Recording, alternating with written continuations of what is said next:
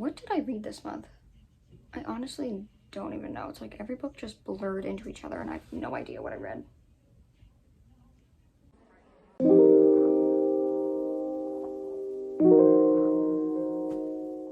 Hello book besties, it's Kira. Welcome back to my channel. Today's video we are doing the typical end of the month wrap up. Yeah, I mean it's June. This is my 5th wrap up video. I can't even believe it. Yeah, if you don't know how these videos work, I'm just gonna be talking about the books that I read this month, some of my thoughts, my rating, all the things like that. Let's just get right into it because honestly, I read a ton of books this month and I don't even know how. But I read a ton of books this month, so let's just get right into that. The first book that I read this month was ACOWAR, Court of Wings and Ruin, which is the 3rd book in the ACOTAR series. I might have bought the box set for this, so I have my own copies now. A few days to read this, which was fine, but yeah, I mean, what can I say? What can I really say? I ended up giving it a 4 to 5 stars, mostly because it was a lot of politics and war in this book. I did zone out a bit. So much happened, but I felt like nothing also happened at all, and I don't even know why I said that, but it makes kind of sense because a lot of things happened, but also nothing. I don't know how to explain it. The ending had me in literal tears. That's just Sarah J. Maas. Like, she always makes the last 100 pages of her books so insane, and I cry every time. Rees is all I'm gonna say. This series is just so good. I'm gonna try to put a hold on the series though, because I'm literally have 2 more books left already. I'm obsessed with this series. Yeah, so I definitely recommend. I'm obsessed. Next up, I read a book that low-key, I would say, like, disappointed me, but I had high hopes for it and it just kind of fell flat for me. I read Terms and Conditions by Lauren Asher, which has been on my TBR for literally the last like 4 months. And I was like, you know what, Kira? You're just gonna pick it up. So I picked it up. I read it. Like, that, she was read.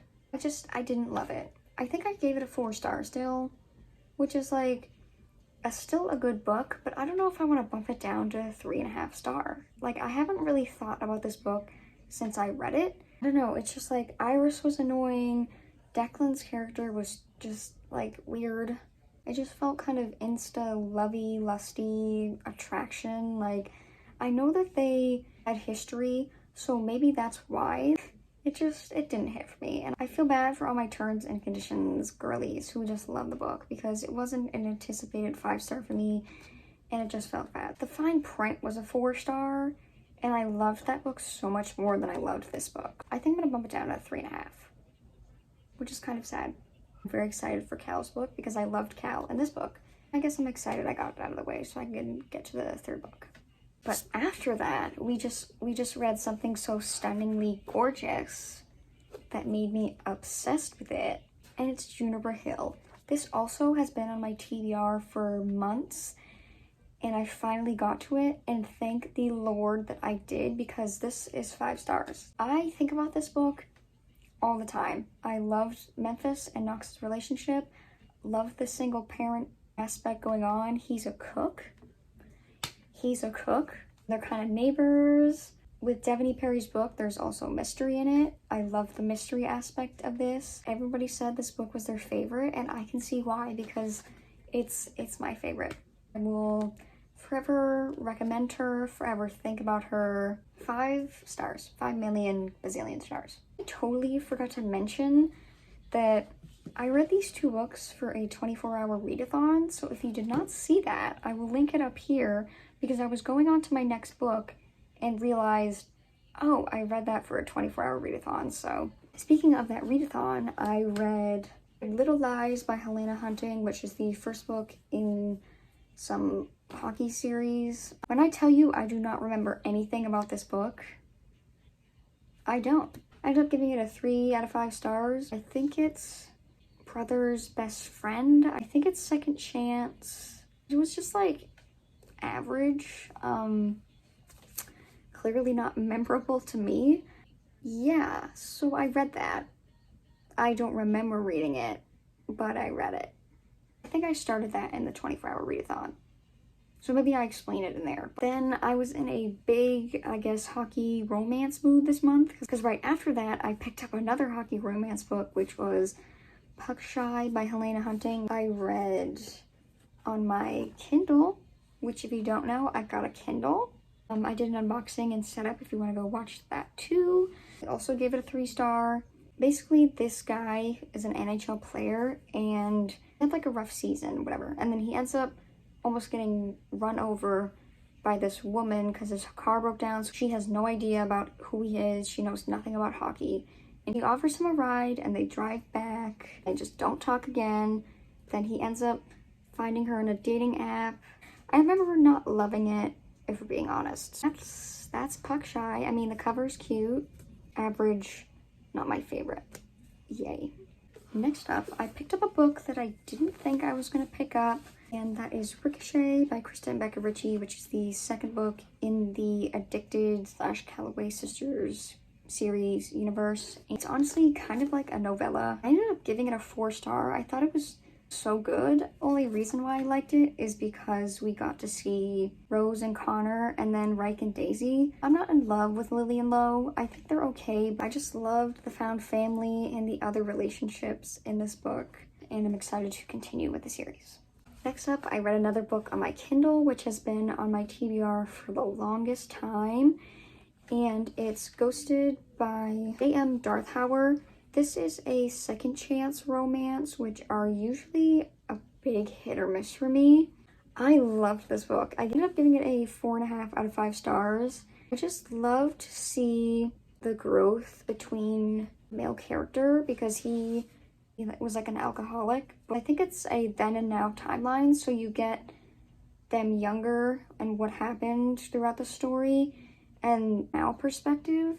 The child in this book, because it's single parent, and I just remember loving it so much, and I definitely want to buy the book. I have a feeling like I would want to reread this book. It was so incredible. My only critique was happens all the time in second chance romance books is that because there's so much history, I feel like they sometimes get together really quickly, but I got past that. I ended up really loving this book, so I definitely recommend this book. 4.5 out of 5 stars. Definitely, like I said, recommend this book. These next 3 books I read for a video, which was Reading Fantasy for a Week. I will link it up there.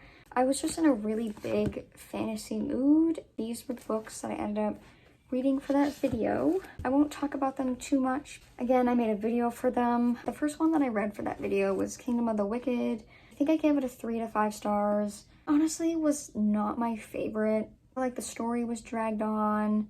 It was a little hard to get into. I was kind of bored, a little confusing. Yeah, it was kind of just meh, but I feel like I'm still going to continue with the series. I'm going to give it a chance because Sarah Caroli said that she loved Wrath, and I honestly, at the end of this book, just didn't like Wrath, so I want to see how he redeems himself in the later books. So I definitely will continue with the series. 3 out of 5 stars. The second book I read, technically not fantasy, it's dystopian, but I added it in the video anyway, and it's Restore Me by Tara Mafi, the 4th book in the Shadow Me series. Can't talk much about it, but I ended up really enjoying it. At first I was like 4.5 out of 5 stars, but then I read the next book and I was like, no, this was more like a 4 out of 5 stars for me. But this book was just so emotional. Like, who let it be so emotional? And then the ending was so crazy and left on the biggest cliffhanger ever. 4 out of 5 stars. Definitely recommend this series if you want some like YA dystopian romance kind of series. Yes. And then next is a book that I'm literally obsessed with. Literally, I cannot stop thinking about this book, and I already bought the duology for myself. It was Dance of Thieves by Mary E. Pearson, and honestly went into this not really understanding what it was about, but I ended up understanding as I got more into the book. I gave this a 4.5 out of 5 stars. It was incredible. The romance was so good. Enemies to lovers. The whole point of view that's why I love this book so much. If it was just out of Kazi's, I don't know if I'm saying her name right, but if it was just out of her point of view, I don't think I would have loved this book as much as I did. I was just obsessed with the storyline, the adventure, chef's kiss, obsessed. Out of all those books I read, either the Shadow Me series or this book I recommend. Yes, this is my baby. I'm obsessed and can't wait to read the next book. Yay! The next book I also read on my Kindle. It's been on my TBR for the longest time. It's called Be My Game Changer. I saw one TikTok about this, and it was like, girl went to a baseball game reading a book, and it was like the star rookie pitcher's like first game ever, and he was supposed to be like this big hot shot, and she wasn't even paying attention to his performance. He like went up to her and just like sat down and started chatting with her, and I was like, okay, that sounds so interesting. This book wasn't very memorable to me. It was just meh. It was just your average book. It was very instant attraction, insta lovey / lusty, which wasn't my favorite. We will forget about it in at least a few days, but yeah, 3 to 5 stars, kind of just like a mid book, just mid. Now the last book that I have for this video is one that I'm very glad I picked up and stuck through it. It was Wait for It by Mariana Zapata. Let me just say, this is my favorite Mariana Zapata book that I've read thus far. It's like a book that had my favorite tropes in it, or some of my favorite tropes. It's single parent, kind of neighbor. It's about Diana and Dallas, and Diana just moved to this neighborhood where she's raising her 2 nephews because of something that happened to her brother. She's now the guardians to them. She lives across the street from this one guy named Dallas, who's just, he's like this ex-Navy Marine guy. So he's just like this broody man, kind of just like neighborly. He's just like neighbor friendly. Mariana Zapata fashion. It's a major slow burn. But like once this one thing happened with Dallas, he started acting differently towards her. I was obsessed because he was just like the cutest little thing. Always cared for Diana and the boys. Sometimes too slow of burns, I get frustrated, but I felt like this slow burn was so worth it. I ended up giving it a 4.5 out of 5 stars. There was just something about the slow burn that I loved. My favorite Mariana Zapata book thus far. Yeah, that's the last book I got to finish this month, and I'm glad I did because I honestly ended up really liking it. That's my May wrap up. I can't even believe it. I definitely read a lot this month, and I think it was because I got a Kindle. I've been reading books a lot faster on this thing. I had a pretty decent reading month, I have to say. I found some new books that I'm obsessed with, some that were just not as memorable, but next video will be my June TBR. I'm very excited for June. It's the start of summer. Like, reading in the summer is gonna be so good. If you guys enjoy this video, make sure to follow all my socials down below, along with my Goodreads and my Amazon wishlist. Like, comment, and subscribe for more book videos by me because I'm very excited for the videos I'm going to be filming in June and uploading, so make sure to stick around if you want to see what those are all about. We'll see you guys in my June TBR. Bye!